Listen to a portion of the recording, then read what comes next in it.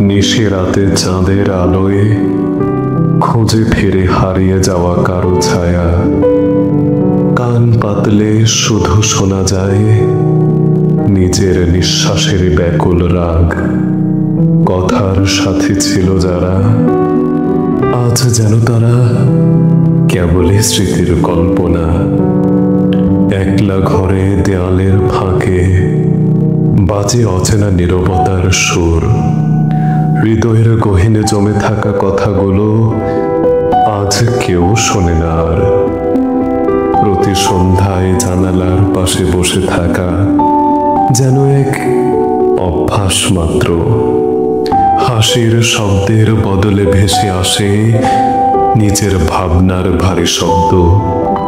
বন্ধ চোখে দেখা স্বপ্নগুলো এখন প্রশ্ন করে, কে আছো পাশে?